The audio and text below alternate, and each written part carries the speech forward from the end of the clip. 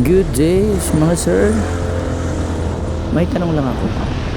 Isa ka ba sa nagmamayari ng isang action cam, partikular ang GoPro Hero 5? Kung isa ka doon, siya, parehas tayo.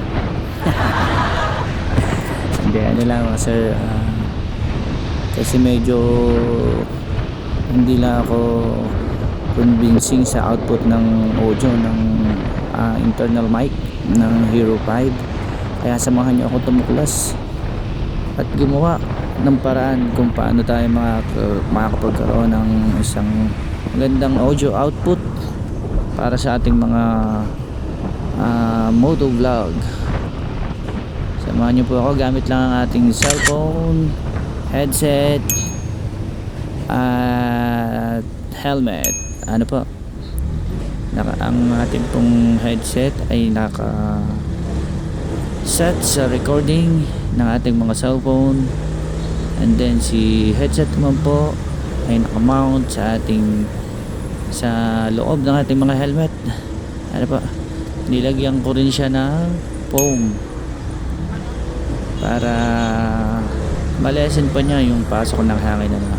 So now, dito to sa highway, dito natin testingin, medyo mas maganda dito. So bago lahat, kung hindi pa po kayo nakasubscribe, subscribe na po kayo and hit the notification bell para updated po tayo sa mga video na ating gagawin sa mga susunod na panahon. Okay? What the fuck? Since na medyo mahal yung adapter ng GoPro, so gumawa na lang tayo ng paraan para magkaroon tayo ng maayos na audio. Kasi yung built-in microphone ni GoPro Hero 5 is hindi po siya ganun kaganda, maganda lang siya kapag hinto ka lang or sobrang dahan lang yung takbo. Pero pagka yung medyo mahangin na yung lugar, tapos yung medyo mabilis na yung takbo mo, medyo puro wind noise na lang naririnig natin. So dito i-try natin kasi sa ginawa natin to, ano pa magiging epekto nito. Nakakabit nga pala sa ating helmet. Visor pa natin nakasara. Pagbalik, tingnan naman natin kung nakabukas yung visor, kung ano naman yung audio output nya, kung maganda ba yung quality ng audio. Try natin mga sir. Kali quick review lang to. Mamaya papakita ko sa screen natin yung kung paano setup ng ating DIY headset or DIY earphone or ano man tawag dito.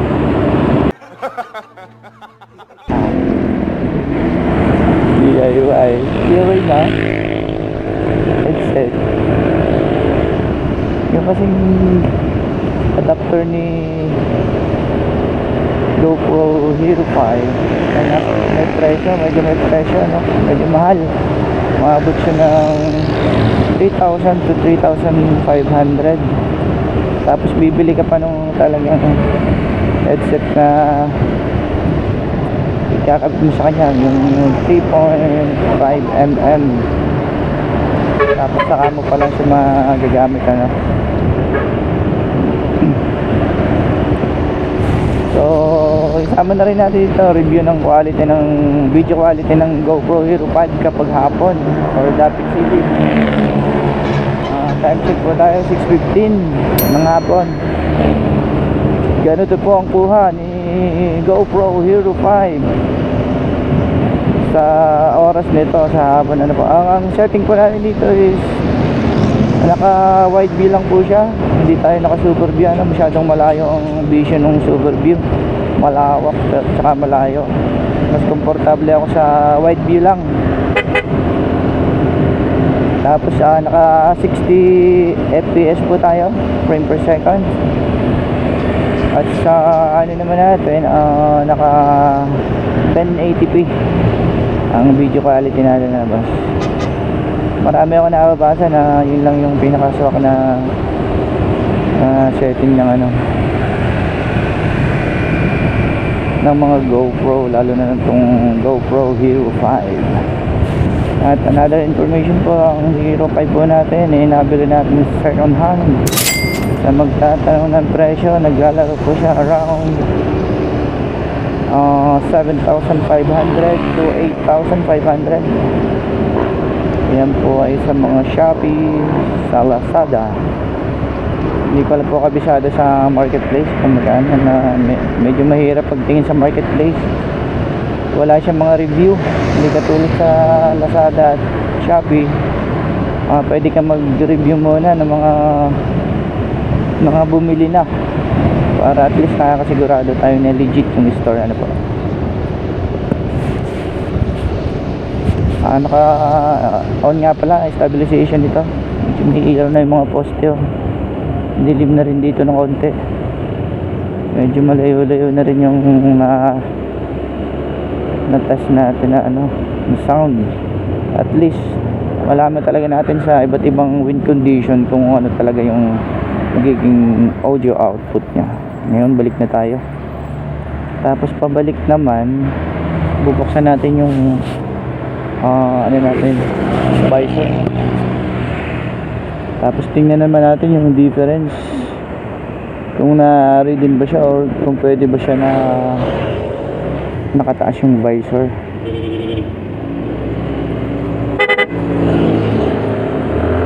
Okay, eto na, tataas na natin. Yan, medyo mahangin pa rin, pero try natin kung anong audio quality ang mag-produce dito nakaangat yung ating visor. Takbo natin mga 40 to 50 lang. Depende sa bilis ng takbo kung gaano ka bilis yung hangin na masasagap niya,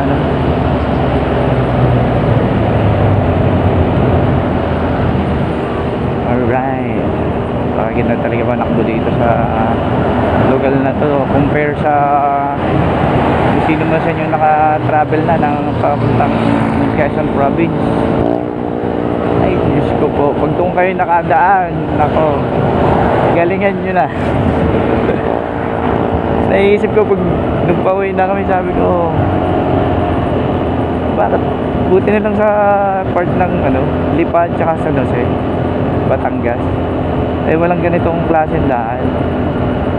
Hindi ko mawari kung ano bang problema, pondo ba or hindi lang ba siya inaasikaso talaga ng manlalawigan ng Quezon, hindi natin alam ang dahilan, pero try natin kung mga dadating na panahon baka naman magbago. Mas masarap pa talagang dumaan dun sa Bitucang Manok kahit medyo matarik. At least hindi naman ganun kasira yung daan. So, kasi sa baba napakalayo. Diferensya niya siguro mga half an hour na pananakbo, Baba na natin visor, medyo malamig. Bitucang Manok, half an hour na pananakbo. Diferensya niya pag sa baba kayo dumaan, napakasama ng daan. Ako po, kaya isa sa mga ipagmalaki natin dito sa Batangas, yung road condition. Compare mo siya sa road condition ng papuntang Quezon, starting from Lucena hanggang Calawag. Sus ko po, kaya naman na mga lubak, pero may mga ginagawa namang repair. So syempre hindi ganun kabilis. Yearly kasi kami nakakawin itong mga nagdaan, kaya alam namin yung pagbabago sa mga daan. Yung mga daan ng mga sira-sira lalo na nasira. Yung mga daan naman na ginawa, kaso hindi ganun kabilis. Dito sa Batangas hindi kayo makakakita ng ganun. Kaya sabi ng iba, alam mo na pag nasa Quezon ka na, pag lubak-lubak din daan, may kasi na sa Facebook, may nag-post na pag nasa Quezon ka na daw, ganito na yung daan. Pero sana mapansin ng pamahalaan ng Quezon, hindi lang natin alam kung bakit. Imposible naman hindi nila napapansin kasi siyempre dumadaan sila doon. Hindi lang natin alam dahilan kung bakit di nagagawa ng malamang may maganda ring dahilan kung bakit hindi pa nila nagagawa.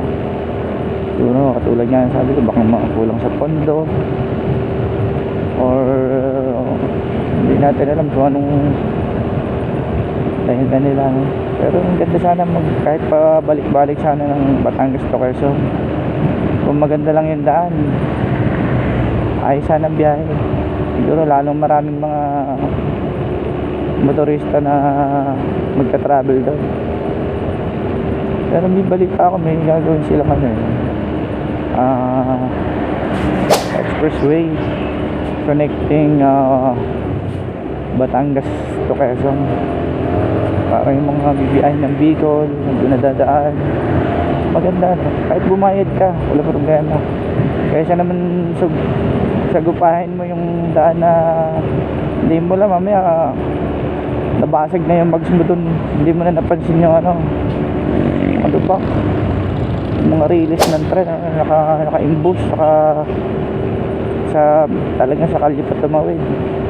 Hindi ko alam kung bakit hindi siya nananatili silang ganun condition ng release na. Pero sabi nga may paliwanag naman yan ng gobyerno na ng lalawigan, kaya yun lang, opinion lang. Okay, siguro medyo natas na natin ang ang audio quality, no?